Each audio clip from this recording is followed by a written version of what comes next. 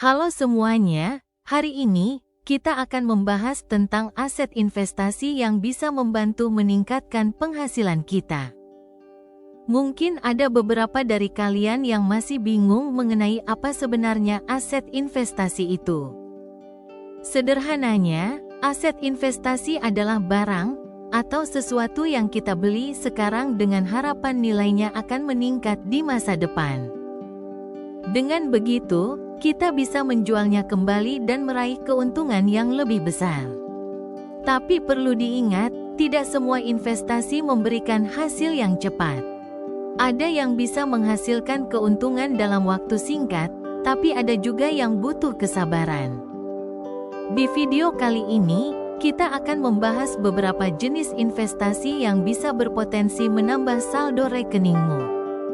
Jadi, pastikan kamu tetap di sini dan jangan lupa untuk subscribe agar kamu tidak ketinggalan tips-tips lainnya yang bisa membantu kamu mencapai kebebasan finansial. Pertama, kita akan membahas saham. Ketika kamu membeli saham itu, berarti kamu memiliki sebagian kecil dari perusahaan tersebut.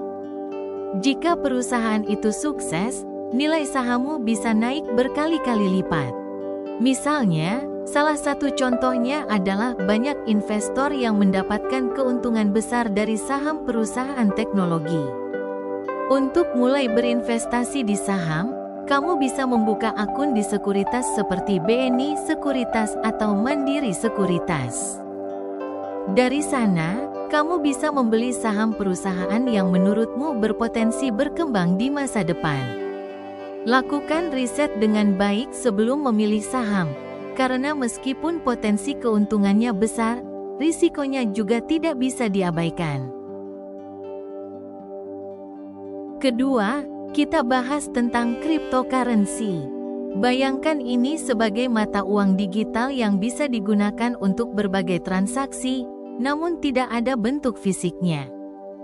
Cryptocurrency menggunakan teknologi yang disebut kriptografi agar aman dan sulit dipalsukan. Transaksi dengan cryptocurrency tidak memerlukan perantara seperti bank, sehingga lebih langsung antara penjual dan pembeli. Salah satu yang bikin banyak orang tertarik adalah fluktuasi harganya yang tinggi. Nilai cryptocurrency seperti Bitcoin pernah melesat dari hanya beberapa dolar menjadi puluhan ribu dolar dalam beberapa tahun. Namun, resikonya juga besar karena harga bisa turun secepat naiknya. Untuk mulai berinvestasi di cryptocurrency, kamu bisa mendaftar di platform seperti Indodax atau toko kripto, kemudian membeli berbagai jenis mata uang digital seperti Bitcoin, Ethereum, atau Litecoin. Setelah itu, kamu harus pantau pasar secara aktif, karena harga bisa berubah drastis dalam waktu singkat. Selanjutnya, ada Forex, yang merupakan singkatan dari Foreign Exchange, atau perdagangan mata uang asing. Forex memungkinkan kamu mendapatkan keuntungan dari selisih nilai tukar mata uang.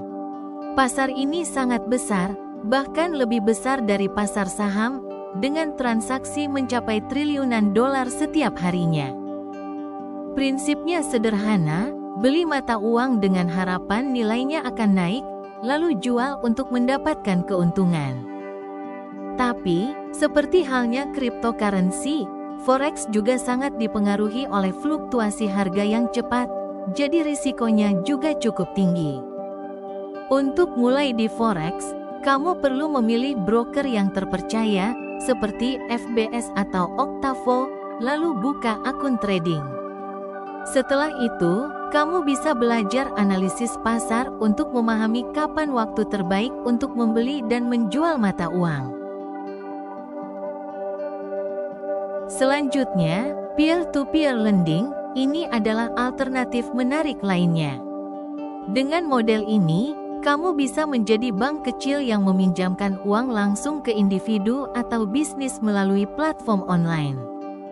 Imbal hasilnya bisa lebih tinggi dibandingkan deposito di bank biasa, tapi tentu ada risiko yang perlu kamu perhatikan. Untuk memulai, kamu bisa mendaftar di platform seperti Modalku, atau Investri. Di sana, kamu bisa melihat daftar orang atau bisnis yang membutuhkan pinjaman dan memilih siapa yang ingin kamu bantu. Setiap peminjam memiliki profil risiko dan bunga yang berbeda, sehingga kamu bisa menyesuaikan dengan toleransi risikomu. Investasi yang kelima adalah emas. Emas juga merupakan salah satu instrumen investasi yang sangat populer, terutama di Indonesia. Emas dianggap sebagai aset yang stabil karena nilainya cenderung meningkat dalam jangka panjang, meskipun harga emas juga bisa berfluktuasi dalam jangka pendek.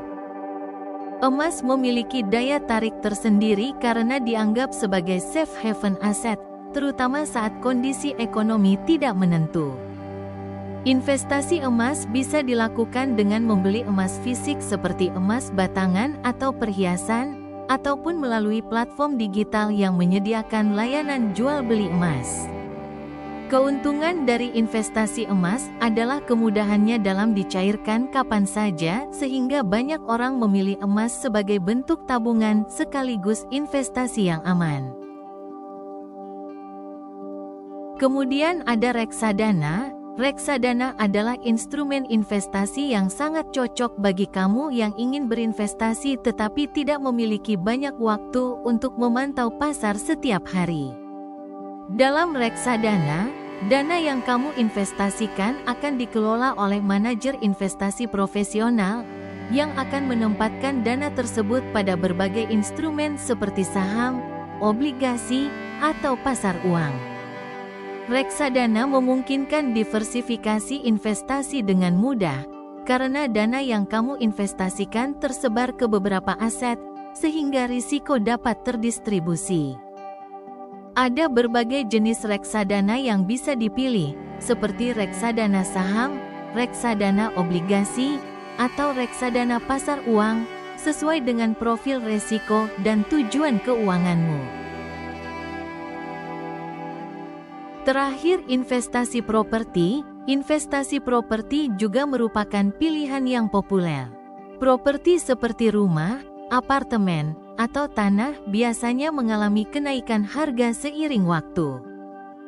Misalnya, jika kamu membeli rumah di lokasi yang strategis, nilainya kemungkinan besar akan meningkat di masa depan.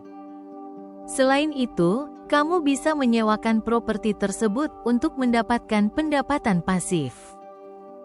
Contohnya, jika kamu memiliki tanah kosong, kamu bisa membangun kos-kosan atau kontrakan yang bisa memberikan keuntungan tambahan. Tapi ingat, pastikan semua dokumen legal sudah lengkap dan sah sebelum membeli properti. Jadi, itulah beberapa jenis investasi yang bisa kamu pertimbangkan untuk menambah penghasilan dan memperkuat keuangan kamu di masa depan. Pastikan untuk selalu riset dan berhati-hati sebelum mengambil keputusan investasi. Jangan pernah berinvestasi lebih dari yang kamu mampu, dan jangan sampai terjebak dalam investasi yang terlalu beresiko tanpa pemahaman yang mendalam. Jika kamu punya pertanyaan atau pengalaman dalam berinvestasi, tulis di kolom komentar, dan jangan lupa untuk like dan subscribe agar tidak ketinggalan info-info penting lainnya. Sampai jumpa di video kami selanjutnya. Wassalamualaikum warahmatullahi wabarakatuh.